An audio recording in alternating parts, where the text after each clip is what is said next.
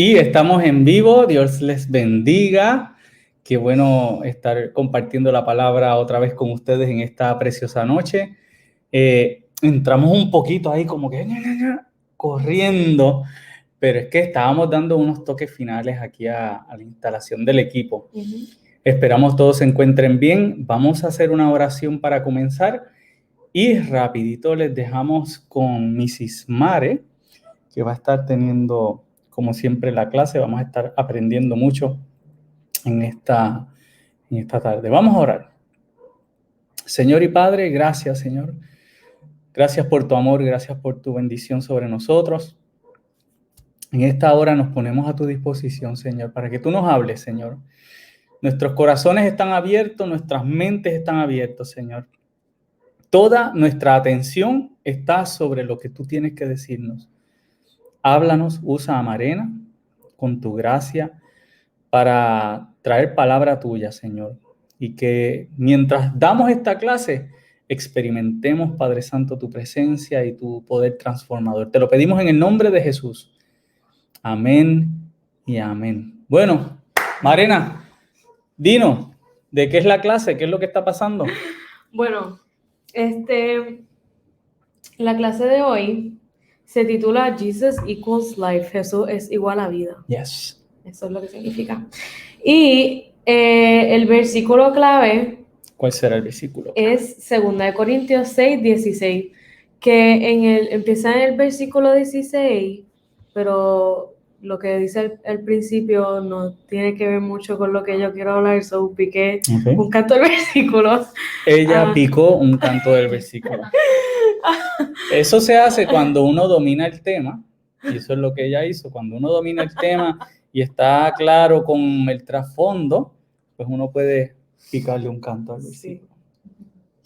Pero sí, ¿verdad? Ese cantito para no quiero que se vea nada shady de que yo pique el versículo, pero Pablo está preguntándole a los corintios que cómo la luz se puede mezclar con la oscuridad, cómo Dios se puede mezclar con lo malo. No se puede, no se puede mezclar una cosa con la otra.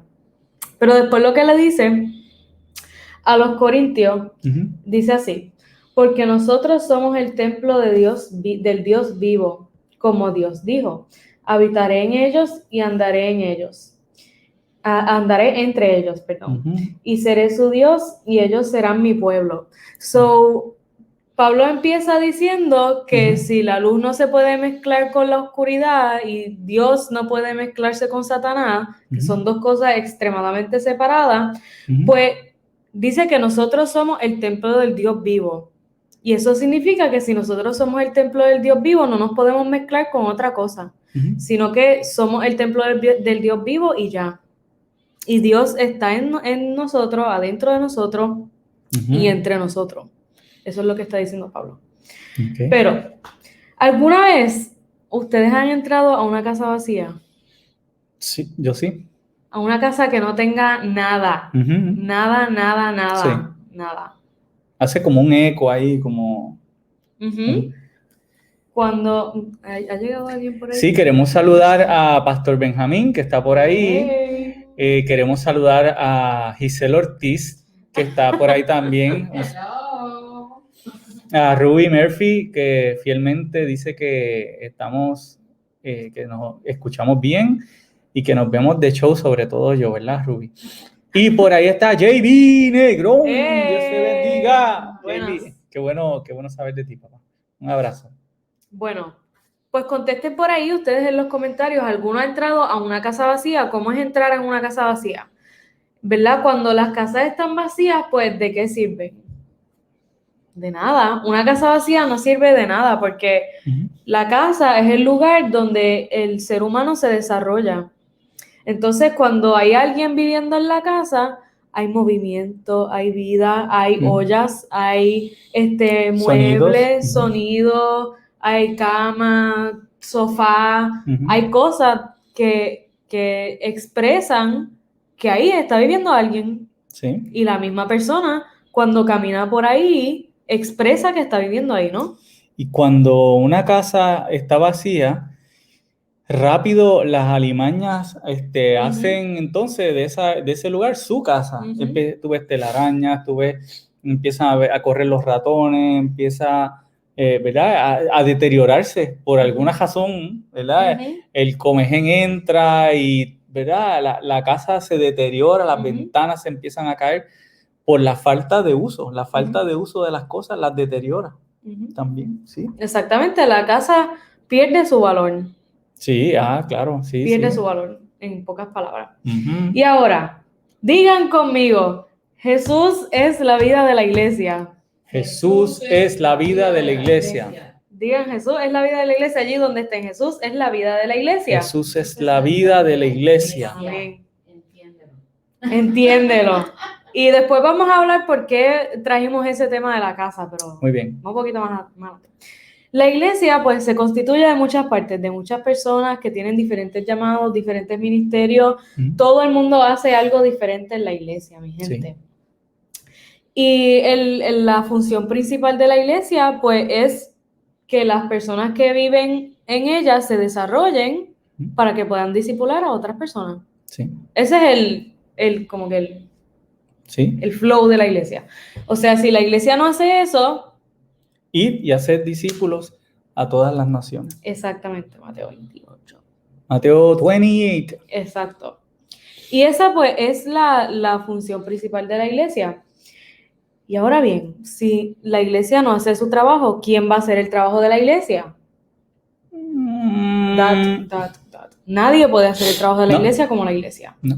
Ni siquiera una persona sola, individual, no puede ser una iglesia, porque la iglesia se trata de la comunidad, de la gente, de estar con mucha gente, ¿verdad?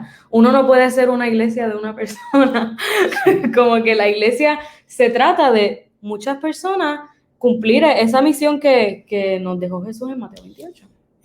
Hay muchas personas que descansan, como que vamos a decir, su negligencia y su vagancia la justifican con tal vez textos como el que dice Jesús de que las piedras hablarían, si el pueblo no habla y que aún las piedras hablarían, ¿verdad? Y pues la gente dice, no, pues las piedras hablarán. No, pero Jesús no le dijo a las piedras ir y hacer discípulos, o sea, eso fue un dicho de Jesús, o sea, la palabra dice él en el Salmo que los cielos cuentan la gloria de Dios y el firmamento anuncia la obra de sus manos, ¿verdad? O sea, la creación habla de Dios. La creación nos dice quién es Dios y nos habla de su carácter, de su bondad. Más aún, Jesucristo vino para deshacer las obras del diablo, ¿verdad? Las obras de las tinieblas. Y esa parte, pues, nos toca a nosotros anunciarla, la renovación, la sangre de Cristo, el amor de Dios, desde una perspectiva personal, no solamente como dejarla, no, pues que hablen los perros y los gatitos. No, el Señor nos envió a nosotros.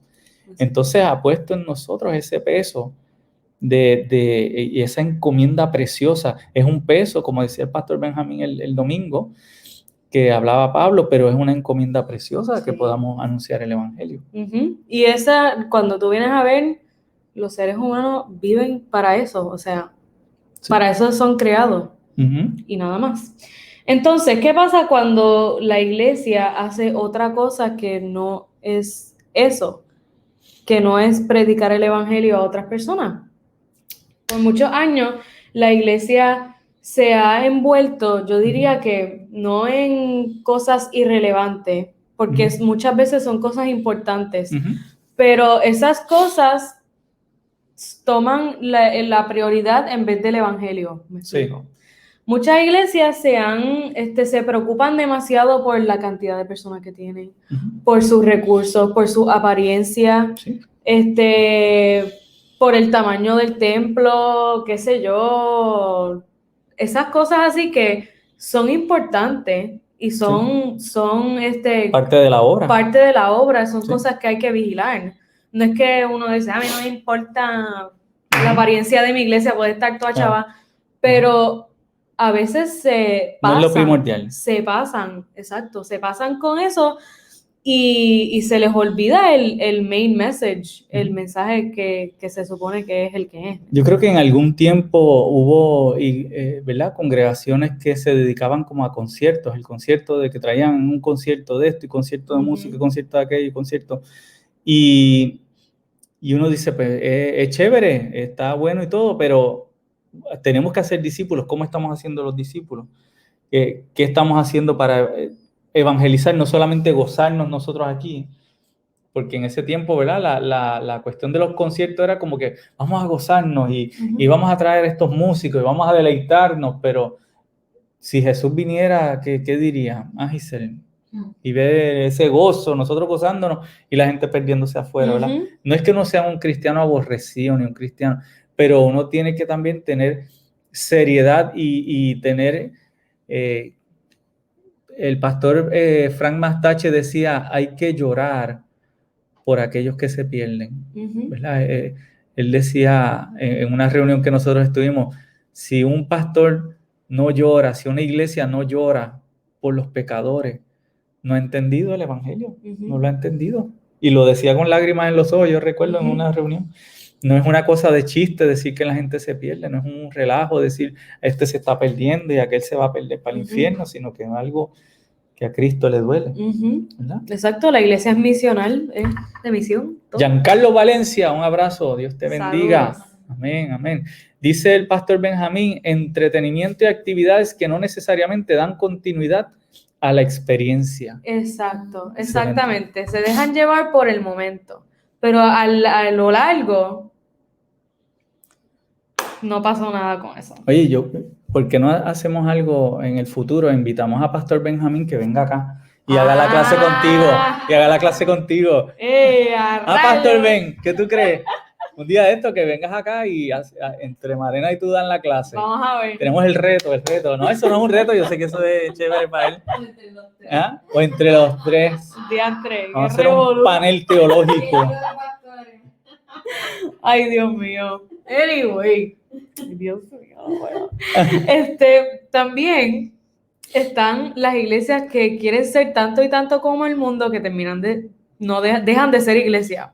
Quieren ser tanto y tanto y tanto y tanto como el mundo y quieren como que relate, no sé cómo se dice. Relacionarse tanto. Como que quieren hacerse los más como que solidarios. Quieren parecerse tanto al mundo que terminan siendo el mundo y dejan de ser iglesia. Y también están las iglesias que a veces se envuelven en investigar a Dios demasiado y quieren buscarle toda la lógica al Señor y convierten el evangelio en algo tan complicado que la gente deja de entenderlo. Entonces la predicación se convierte en una cosa ahí de fría y calculada. Exacto. Y se olvidan de lo que es el evangelio realmente. Y todas esas cosas están mal, porque entonces la iglesia pierde su sentido. Pero entonces, ¿qué tiene que hacer la iglesia para que sea iglesia? 3 cosas. Saquen sus notitas, porque ahora vamos a anotar sus notitas y sus Biblias. Lo primero es que la iglesia es iglesia si Dios es su Señor. Eso es lo primero. Okay. Y para discutir eso vamos a Levítico 26 del 1 al 12.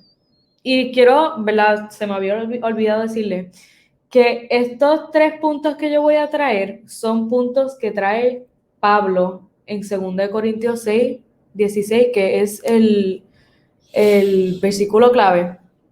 Yo cogí del 16 al 18, donde Pablo literalmente cita estos 3 puntos que yo voy a discutir ahora del Antiguo Testamento. Okay. Y él comienza citando Levítico 26 del 1 al 12. Bueno, del 1 al 12 no, pero eso es lo que vamos a leer más o menos. Muy bien.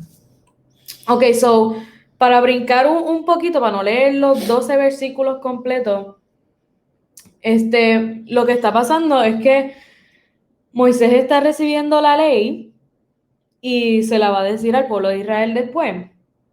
Entonces, entre estas leyes está el año del jubileo, el año del descanso, la liberación de los esclavos, la paga de las deudas, que son eventos súper brutales.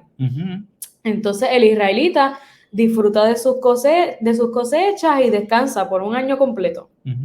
La cosa es que el Señor le está describiendo todos estos eventos tan bonitos a Moisés, pero hace un stop y dice, no se hagan ídolos, ni levanten imágenes, ni piedras sagradas. No coloquen en su territorio piedras esculpidas, ni se inclinen ante ellas. Yo soy el Señor, su Dios. Amén. Observen mi sábado y muestren reverencia por mi santuario. Yo soy el Señor. Ujú. Entonces, después dice, si se conducen según mis estatutos y obedecen fielmente mis mandamientos, yo les enviaré lluvia a su tiempo y la tierra y los árboles del campo darán sus frutos. La trilla durará hasta la vendimia y la vendimia durará hasta la siembra. Comerán hasta saciarse y vivirán seguros en su tierra. Y después, del versículo 6 al 12, el Señor les hace un pacto bien brutal y dice, yo caminaré con ustedes y ustedes van a disfrutar de su cosecha y yo les voy a hacer caminar con la cabeza erguida y van a estar bien brutal. Pero antes de eso, el Señor le pone como unas condiciones y le dice, mira, vamos a hablar claro al pueblo de Israel. No pueden hacer ídolos, no pueden adorar a las piedras esas locas que ustedes adoran, ni a las imágenes locas esas. Unas piedras locas ahí. Unas piedras locas, ni coloquen las piedras esculpidas en sus territorios, no las quiero, dijo el Señor. Porque Él dice, yo soy el Señor su Dios, y lo dice 2 veces en esa parte. Y antes de eso, en los capítulos anteriores, Dios vuelve y dice, yo soy el Señor su Dios, y yo soy el Señor su Dios, y vuelve y lo dice. Pero era algo tan difícil no poner unas piedras ahí. O sea, era algo tan... Lo que pide Dios es complicado. Es algo tan difícil, tan complicado y que no va a tener retorno, o sea, no va a tener para nosotros un return, ¿verdad? Como diría, si fuéramos a hablar de finanzas y de una empresa. O sea, ¿qué tienes que hacer? Simplemente no ponga las piedras locas. Olvídate no las piedras locas. Piedras locas. Y para colmo, poner la confianza en las piedras locas. Hello. ¿Verdad? Sí, no es tan complicado. O sea, el Señor le está diciendo ahí que Él va a ser bueno con ellos. O sea, hello. Entonces, lo que pasa es que, como todos sabemos aquí, el pueblo de Israel hizo ¡woo! Y entraron a la tierra prometida, hicieron lo que se les pegó la gana. Porque el pueblo de Israel era así. Pero el Señor resalta la obediencia en este pasaje, sobre todo lo que él resalta es la obediencia y la fidelidad. Y que él les dice que simplemente tienen que ser fieles a Él, y que si son fieles a Él, todas las cosas van a venir, todo lo que ellos necesitan van a venir, todo. Y eso fue, ¿verdad?, una promesa del Señor, pero como quiera, el pueblo de Israel hizo lo que se les pegó la gana. Y cuando tú vienes a ver, el pueblo de Israel terminó bien mal. Sí. Terminaron por allá en Babilonia, les pasó de todo, simplemente porque rompieron ese pacto que tenían con el Señor. Sí. Simplemente por eso. Ellos, ¿verdad? Uno habla de Israel, pero Israel no representa a todos prácticamente, ¿verdad? La vida, aún de la iglesia, cuando vemos la iglesia hoy en día, su comportamiento, ¿verdad? Le es bien difícil al pueblo mantenerse, por eso dependemos de la gracia. Si fuera por lo que nosotros podemos hacer, si fuera por nuestras obras, nadie podría estar de pie delante del Señor, pero porque es que volvemos y adoramos piedras locas. Tal vez no hay piedras, pero nos adoramos nosotros mismos, nos adoramos nuestro tiempo, adoramos lo que hemos creado, y nos perdemos tantas bendiciones. Nos perdemos tantas bendiciones lindas, tanta buena palabra que el Señor tiene para nosotros, y nosotros pues adorando piedras locas. Adorando piedras locas. Pero sí, en estos 3 puntos. En estos 3 puntos vamos a ver al pueblo de Israel en 3 diferentes ocasiones. El segundo es que la iglesia es iglesia si Dios es su única vía a la salvación. Yes. Lo primero es que la iglesia es iglesia si Dios es su Señor, y lo segundo es su única vía a la salvación. Escriban eso. Y para eso vamos a Isaías 52:11 en NBI. Y dice, ustedes que transportan los utensilios del Señor, pónganse en marcha, salgan de allí, salgan de en medio de ella, purifíquense, no toquen nada impuro. ¿Qué está pasando aquí? What is happening here? Ok, vimos en Levítico que el pueblo de Israel todavía no estaba en Babilonia. Pues aquí ya el pueblo de Israel está en Babilonia. Ya ellos pecaron, se fastidió todo y llegaron a Babilonia. Se echaba todo. Y entonces, la cosa es que ellos están en un periodo de sufrimiento bien brutal, que esto lo explicamos en otra clase de Ciro y qué sé yo, que los tenía ahí Nabucodonosor y qué sé yo. La cosa es que las profecías de Isaías, que las profecías que le da el Señor son todas de juicio y juicio y juicio y juicio y puño y patada y qué sé yo. Pero entonces Dios hace el stop, que yo le digo, ese es el stop en el libro de Isaías, es un stop. Y el stop es alrededor del capítulo 40, 50. 39. 39, ¿verdad? 39 adelante. 39, 40 por ahí.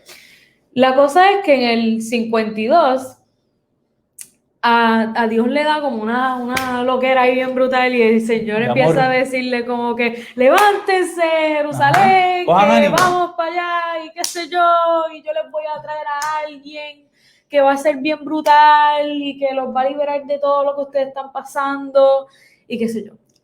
Y qué sé yo, brutal. Eso lo dice en Isaías, qué sé yo. Alguien los va a liberar y qué sé yo. Entonces, entre esas palabras que el Señor le está dando al pueblo de Israel, el Señor dice, el versículo 11, que ustedes que transportan los utensilios del Señor, pónganse en marcha, salgan de allí, salgan de en medio de ella, purifíquense y no toquen nada impuro. Entonces, yo le estaba preguntando al pastor, ¿qué eran los utensilios del Señor? ¿Cuál pastor? A mí. Okay. Pastor, ¿puede explicar lo que eran los utensilios del Señor? Sí, desde los tiempos del Éxodo, cuando el Señor le da a Moisés el diseño del tabernáculo, eso incluía utensilios. Y eran pues vasijas, tenazas, cucharas, unos cubiertos, ¿verdad? No imagine cubiertos como los de hoy aquí ¿verdad? En la cocina, sino otros cubiertos, pero sí que incluían tenazas y cosas para mover la carne que estaba puesta en el altar, para hacer los panes, para servir los panes. Y esos cubiertos eran de oro, de plata, eran cubiertos finísimos. Y eran cientos y cientos y cientos, o sea, no eran 2 o 3 cubiertos, eso tendría hoy un valor de millones de dólares. Pero no por el valor, sino que eso estaba consagrado al Señor, eran santos. Habían sido santificados por el sacerdote para la obra del ministerio. O sea, eso no se usaba, el sacerdote no se llevaba eso para su casa a cocinar en su casa.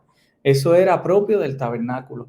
Y luego, cuando se hizo el templo, pues eso estaba en el templo guardado y contabilizado. Pero cuando vino Nabucodonosor y se llevó al pueblo, ¿qué se llevó? Los utensilios. Y eso es como cogerlo y ensuciarlo, hacerlos impuros. Y no era por el valor tan solo que tuvieran, sino es como una humillación. Es como, mira, te estoy quitando lo que tú usas para servir en el altar, yo te lo estoy quitando. Y lo estoy usando para mí, lo voy a regalar a algunos, los voy a vender, con otros me voy a quedar.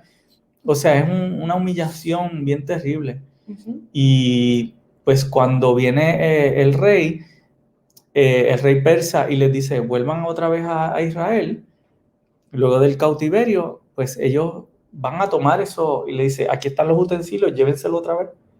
Pues Dios les está diciendo, cojan los utensilios, santifíquense, no se lleven más nada que no sean los utensilios que van a usar. Que no sean los utensilios de la casa del Señor. Eso es lo que ustedes se van a llevar. Entonces, pues ahí es que está esa lectura. Exacto. Entonces, pero es profética. Es cuando llegue ese momento, salgan corriendo de allá, cojan los utensilios y tráiganlos otra vez. Sí, y el Señor básicamente le está diciendo al pueblo de Israel, ¿verdad? Simbólicamente, que no solamente se lleven los utensilios y los purifiquen, sino que ellos mismos se tienen que purificar. ¿Y por qué se tienen que purificar? Porque el pueblo de Israel estaba ready para recibir al Mesías. El Mesías ya iba a venir en unos añitos, bueno, unos cuantos años, pero el Mesías iba a venir y ellos tenían que empezar a ponerse las pilas, a purificarse, a despojarse de todas las cosas que estaban haciendo mal para poder recibir el nuevo pacto. Entonces, ¿verdad? Nosotros, como estábamos hablando... Mira, vamos a tirarnos un selfie aquí en la clase. Okay. Ok, ajá. Ahí en la página de anuncio lo tiré. Ok. Como estábamos hablando ahora, nosotros somos muy similares al pueblo de Israel. No tenemos muchas cosas diferentes. Sí. No tenemos mucha diferencia al pueblo de Israel. Y la iglesia se parece muchísimo al pueblo de Israel. Sí. No nosotros solamente, sino como que el cuerpo de la iglesia se parece mucho a Israel. Y cuando tú vienes a ver, el pueblo de Israel sufrió todas estas cosas por sus pecados. Y más nada, porque el Señor simplemente y siempre le ofreció ser bueno con ellos y le ofreció la prosperidad en todo momento. Tenían una promesa de parte de Dios. Exactamente. Por aquí Alex Torres, Dios te bendiga, Alex, qué bueno saber de ti. Dice, era en medio de ellos, era el medio que ellos tenían, ¿verdad? En ese momento, la separación y la purificación. Eso era esencial. Exactamente. Y nosotros, al igual que el pueblo de Israel, porque nosotros no somos esclavos de nadie ahora mismo. De Cristo, siervos de Cristo, como dice Pablo. Gracias al Señor, nosotros no somos esclavos de ninguna nación ni nada, nosotros somos gente libre. Pero no significa que por eso nosotros no seamos esclavos de nosotros mismos y del pecado a veces. Entonces, cuando nosotros nos hacemos esclavos del pecado, nos quedamos stuck y el pecado se queda ahí y uno queda como en una suciedad bien descomunal. Pero entonces el Señor hace un stop y nos dice, levántate, levanta la cabeza, dale, purifícate, que yo estoy aquí ready para enviarte al Mesías, ¿verdad? El Señor nos ofrece el nuevo comienzo del Mesías y ya lo del Mesías pasó, nosotros no tenemos que esperar el sacrificio de Jesús, a nosotros se nos hace hasta más fácil que al pueblo de Israel. Y Pablo dice, ninguna condenación hay para los que están en Cristo, ¿verdad? Y Pablo dice que si somos esclavos de Cristo, ya no somos esclavos del pecado. Entonces, la iglesia no puede seguir viviendo como esclava del pecado. No podemos seguir viviendo una vida por la que Cristo murió. No podemos seguir viviendo una vida en retroceso. Nosotros fuimos tal vez esclavos del pecado en algún momento, o tal vez no fuimos esclavos del pecado. Pero ya no podemos seguir viviendo así porque hemos recibido la sangre de Cristo. Pero entonces como que nos empeñamos, ¿verdad? Como que queremos las piedritas otra vez y las cositas para adorarlas y queremos buscar otra vez. ¿Y qué nos pasa? Esclavizamos otra vez. Exactamente, por eso es que Pablo añadió este cantito de Isaías a su pasaje. Esa porción. Porque lo que les estaba explicando al principio, no podemos ser las dos cosas a la vez. Si Pablo separa la luz de la oscuridad y el pecado de Dios, es porque si nosotros somos el templo del Espíritu Santo, no podemos ser esclavos del pecado también. Y lo tercero, el tercer punto, es que la iglesia es iglesia de Dios. La iglesia es iglesia si Dios es su Padre. Ese es el tercer punto. El primero era ¿cuál? La iglesia es iglesia si Dios es su Señor. La iglesia es iglesia si Dios es su única vía de salvación. Y ahora la iglesia es iglesia si Dios es su Padre. Amén. Y eso está en 2 Samuel 7, del 12 al 15, en la Nueva Traducción Viviente. Yo lo escogí. Y dice así: cuando tus días se cumplan y reposes con tus padres, levantaré a tu descendiente después de ti. ¿Quién será ese descendiente? el cual saldrá de tus entrañas, y estableceré su reino. Él edificará casa a mi nombre, y yo estableceré el trono de su reino para siempre. Yo seré padre para él, y él será hijo para mí. ¿Quién será ese? No sé. Cuando cometa iniquidad, lo corregiré con vara de hombres y con azote de hijos de hombres. Pero mi misericordia no se apartará de él, como la aparté de Saúl, a quien quité de delante de ti. Ese pasaje a mí me mató. Les voy a explicar por qué. Lo que está pasando aquí es que David se está lamentando porque él dice, Señor, yo estoy aquí viviendo en una mansión, en un palacio de cedro, dice él. Pero tú en tu templo estás habitando en un toldo, debajo de un toldo, en una carpa. En el tabernáculo, sí, la tienda de campaña. El tabernáculo está en una carpa ahí, y yo aquí viviendo en un palacio, esto no puede ser. Y el Señor le da una palabra a David a través de Natán. Entonces lo que le está diciendo el Señor es que, mira, yo todos estos años que he estado con el pueblo de Israel, nunca le he reclamado a ellos por yo no tener un templo, un palacio.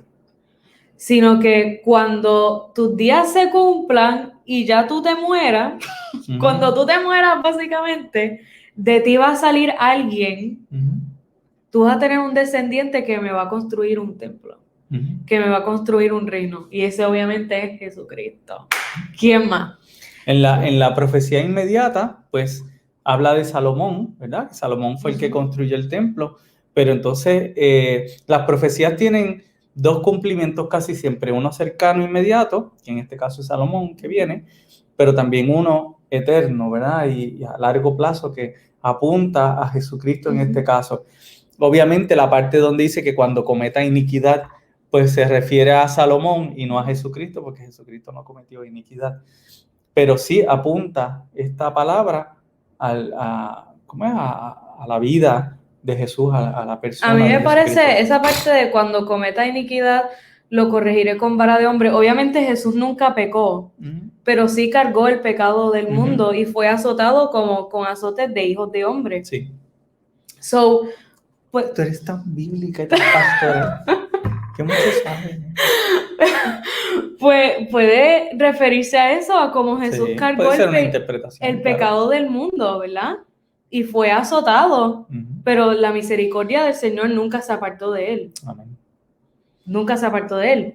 Saludamos a Lorena, que está por aquí. Hola. Hola, tan bella.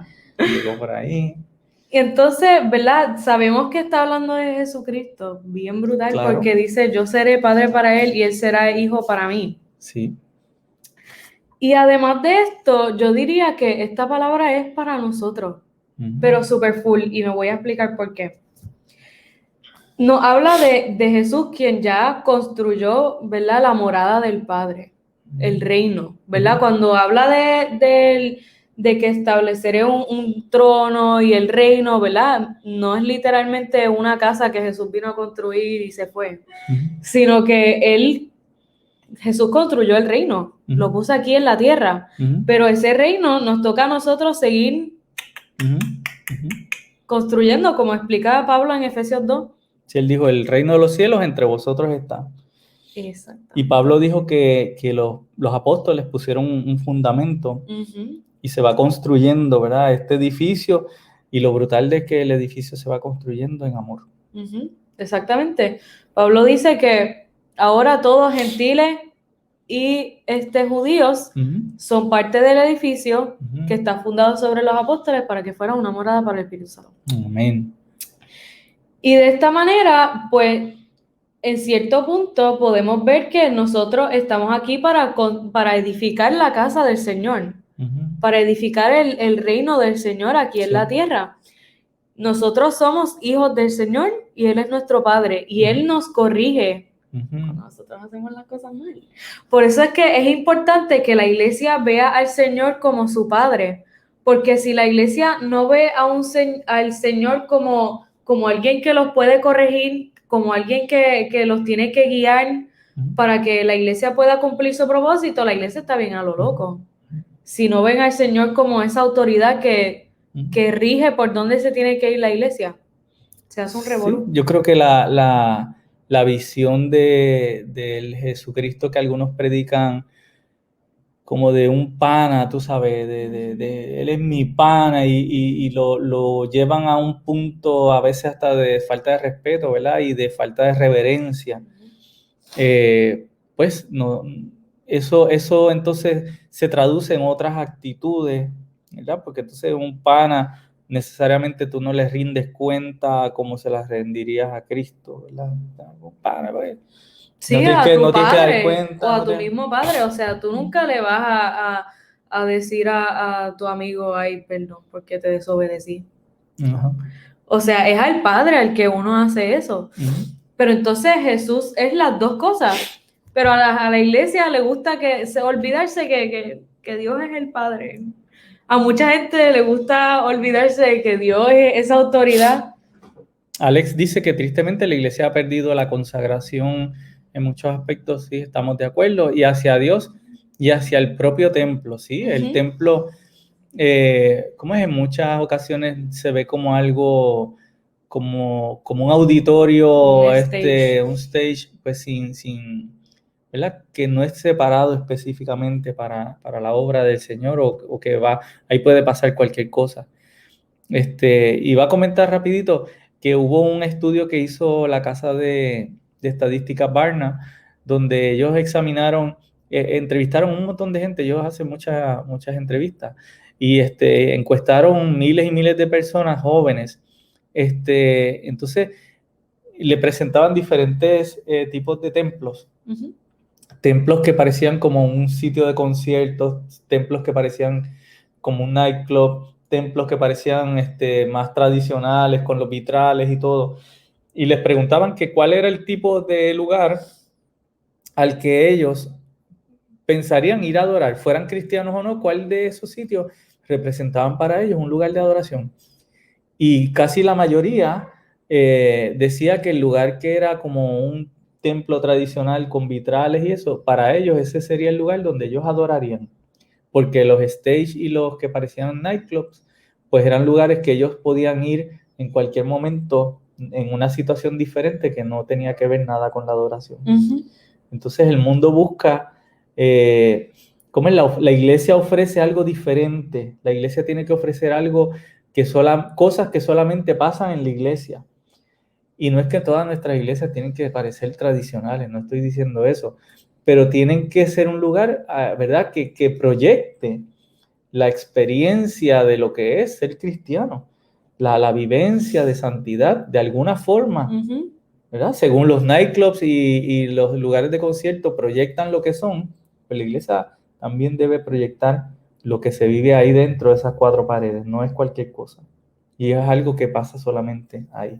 Exactamente, y si no tenemos la autoridad del Señor como Padre para decirnos esto es lo que tienes que predicar, y el templo tiene que transmitir este mensaje, aún el templo físico tiene que transmitir este mensaje. Si uno no tiene ese mindset de que el Señor está ahí para regir lo que se tiene que hacer, el evangelio se puede tergiversar. Claro. Podemos tergiversar el evangelio. Sí. Yo digo que el evangelio es tan fácil de tergiversar. Tú le cambias lo que sea y se deforma completo. Se deforma. Y si no tenemos al Señor ahí para decirnos el evangelio es así, así, así, si no tenemos la Biblia para que nos diga el evangelio es así, así, así, así, de nada nos sirve predicar porque vamos a estar predicando un disparate. Un disparate. Un disparate. Entonces, el que no cree que Cristo es el centro de la predicación, como hablamos ahora, un disparate. Está perdido y no conoce al Señor. La iglesia que no predica a Cristo como el centro es un desastre. Y eso es lo que yo le digo, el contenido de la iglesia. Claro. La iglesia tiene que tener contenido. La iglesia se basa en ofrecer, ¿verdad? Ese el centro del ministerio de Jesús fue ofrecer, dar amor, ofrecerse a sí mismo. Y asimismo, ese es el evangelio que nosotros debemos predicar, el ofrecer. El ofrecer no solamente el amor de Cristo, sino ofrecer a la comunidad, ofrecer, ¿verdad? El cariño, la misericordia y todo lo que el Señor nos encomienda a ofrecer. Uh-huh. Y la iglesia que tiene el Señor tiene esa bendición y tiene esa prosperidad, pero debe ser obediente al Señor. Eso fue lo que empezamos hablando. Que el Señor debe ser el Señor de la iglesia. Amén. Amén. La prosperidad viene con la obediencia al Señor. Lo segundo es que la iglesia se centra en el Señor, nunca es pobre, sino que siempre está llena de contenido para ofrecer. Amén. Y lo tercero es que la iglesia que no tiene a Cristo no tiene nada que ofrecer. ¿Verdad? Nosotros fuimos del pecado una vez. Todos fuimos del pecado una vez. Ese pecado nos esclavizó y nos fastidió. Nos chavó. El pecado no hace nada bueno. Nada bueno. Y en modo de burla, Satanás tomó lo que era de nosotros, como lo hizo Nabucodonosor con el pueblo de Israel.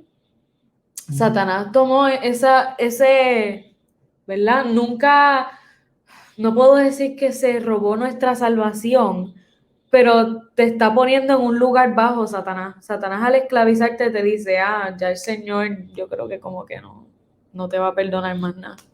Y toma esa promesa sagrada del Señor y la transforma en otra cosa. Pero el Señor siempre nos llama a que seamos libres de ese pecado. Y asimismo a la iglesia. El Señor llama a que la iglesia esté purificada, que esté limpia por Jesucristo. Que eso ya pasó en la crucifixión, pero el Señor está ahí esperando con los brazos abiertos.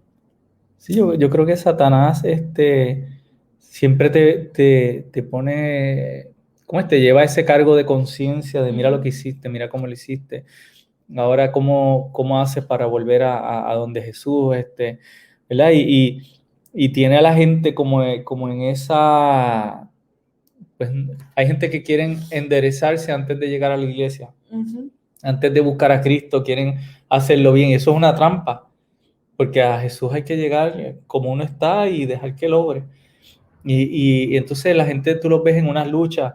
Yo quisiera ir a la iglesia, yo sé que tengo que ir, yo sé, y no es por la iglesia, porque es por ir a escuchar la palabra. Y la gente te hablan del Señor y te hablan de Papito Dios y te hablan pero les es tan difícil entregarlo todo, ¿verdad? Y aún a los cristianos vemos que ahí entregan las cosas con reservas, como con una fecha de expiración, con mucha, ¿cómo es? Como en los de estos de celulares, cuando te venden un celular que tú llenas como 10,000 páginas de documentos firmando y firmando y firmando y tienes, pues así mismo, la gente quiere entregar la vida a Jesucristo, pero firmando cosas. Señor, bueno, yo te doy mi vida, pero en 30 días tiene que pasar esto, y en 15 van a pasar esto otro, y yo voy a cobrar unos fees de esto, y pues no es una entrega total. Y Jesucristo, si no es la vida de la iglesia, ¿qué pasa? La iglesia no tiene vida, entonces. Exactamente. ¿Verdad? Pablo en Primera o Segunda de Corintios, no me acuerdo cuál es específicamente, pero estaba leyendo los otros días que Pablo dice que cuando la iglesia de Corintios estaba peleando entre si seguir a Apolo o a Pablo, Pablo les estaba diciendo, mira, si el evangelio se basa en lo que nosotros decimos y en quién lo dice, comamos y bebamos, que entonces no sirve de nada, dice Pablo. Dice el pastor Benji, ¿verdad? Que quieren parte del evangelio, o sea, no lo quieren completo. Exacto. Quieren los beneficios, quieren una partecita, pero no quieren todo el paquete del evangelio. Entonces, Pablo dice que si el evangelio no se predica como es, y si nosotros no nos fijamos entonces en cómo están predicando el evangelio y en quién lo va a predicar, porque si predica yo no voy al culto. Si nos regimos por eso, pues comamos y bebamos, porque de nada sirve, dice Pablo. Si la iglesia no está resucitada como resucitó Cristo, si la iglesia no está resucitada como resucitó Cristo, de nada sirve. De nada sirve. Y antes de aplicar ese evangelio a la iglesia, lo tenemos que aplicar a nosotros, como personas individuales. Sí. Eso es lo primero. Que somos la iglesia. Exacto, nosotros somos la iglesia.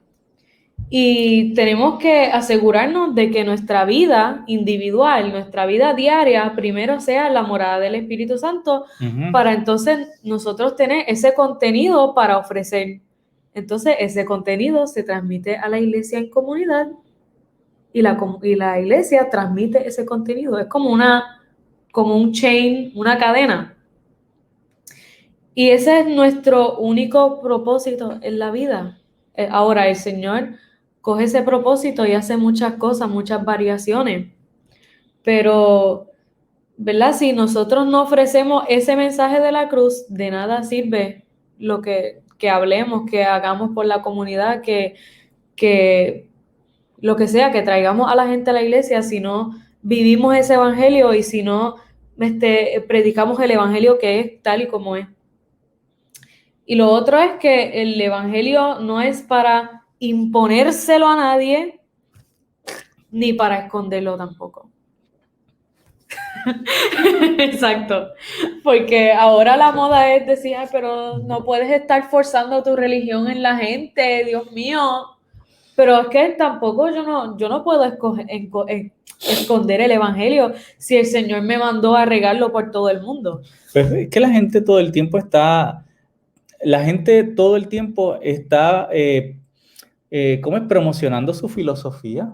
Tú no sabes, en el trabajo, todas las personas que uno escucha en la calle, que están hablando de sus filosofías de vida.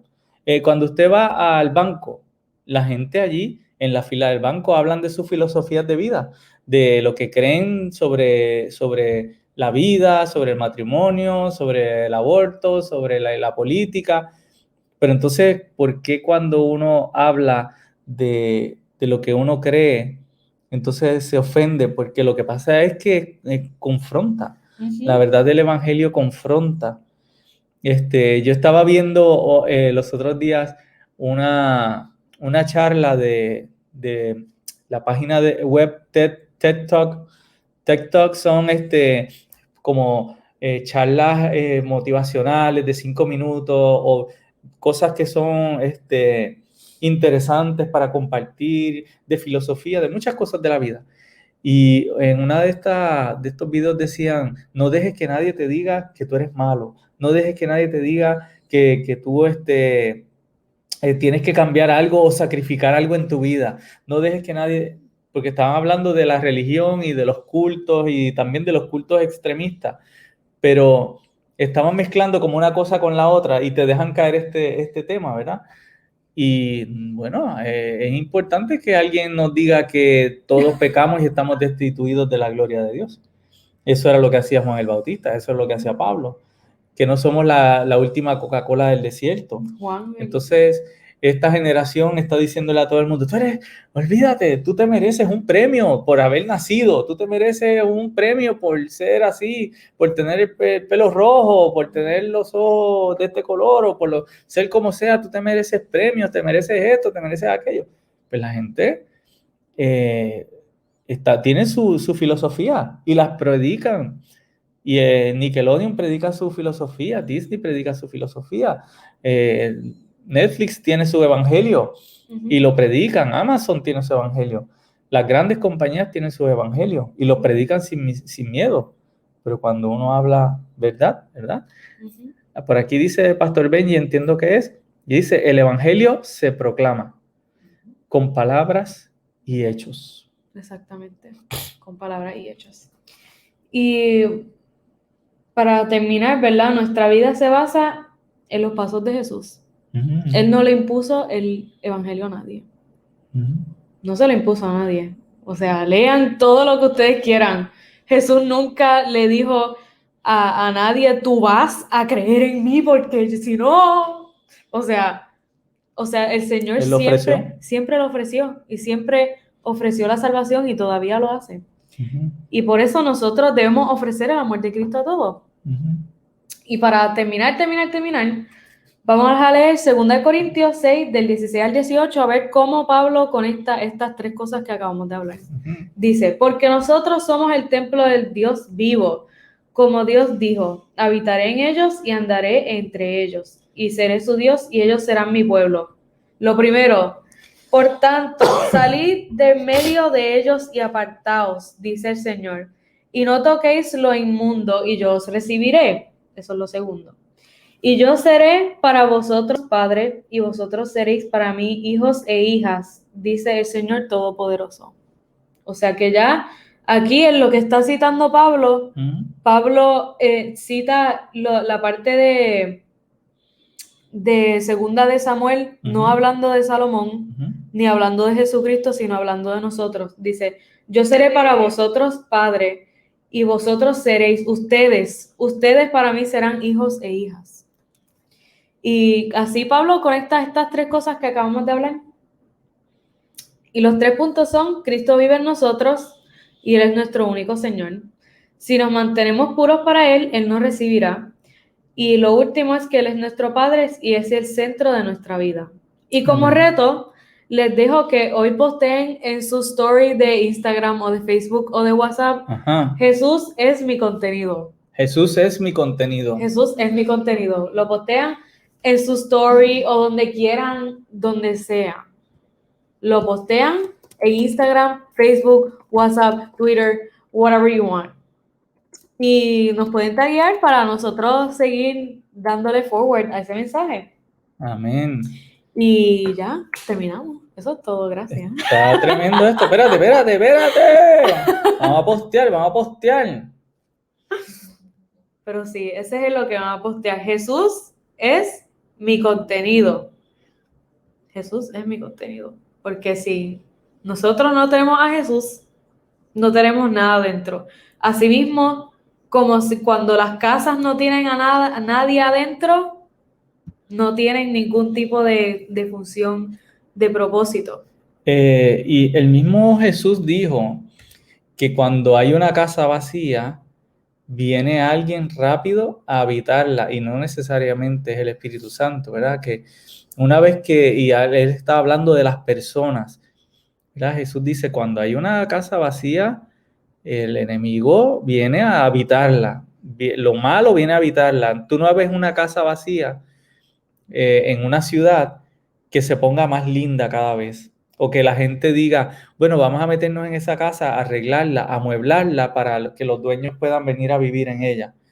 Siempre que hay una casa vacía, se vuelve cueva de ladrones, se empiezan la gente, las sabandijas, las enredaderas, se vuelve un hospitalillo muchas veces, le hacen grafitis, la dañan, la rompen, ¿verdad? Y viene a ser algo de lo malo. Y Jesús dice, no, la casa no puede estar vacía, tiene que estar habitada. Y pues dice la palabra que es que somos morada del Espíritu Santo, ¿verdad? Como tú bien dijiste. Así que no, que tu casa no esté vacía. ¿Quién es tu contenido? Jesús. Jesús es mi contenido. Amén. Postéalo. Bueno, yo espero que ya hayas posteado Jesús es mi contenido. Vamos a orar para terminar entonces la clase. Amén. Nuevamente, gracias, Madre, por esta clase tan preciosa. Amén. Saludamos a Lore, que está por ahí, a Giselle, gracias ambas por el apoyo, a los pastores Benjamín, a Alex, que también el Señor lo ha llamado a la pastoral. Qué bueno que está por ahí visitándonos, a JB, a Tito, que andaba por ahí, a Ruby. Muchas Amén. Bendiciones para todos. Señor y Padre, gracias por esta palabra que nos confronta y nos llama, Señor, a dar presencia, a ser presentes, Padre Santo, el Evangelio de la gracia, Señor, a llevarlo con pies y manos al mundo, Señor. No solamente con palabras, sino con hechos también. Y que estemos vivos, que seamos una iglesia viva, no una iglesia de nombre, sino que seamos una iglesia vibrante en tu amor, creciente, Padre. En el nombre de Jesús te damos gracias, Señor, y te bendecimos y te exaltamos. Amén. Amén.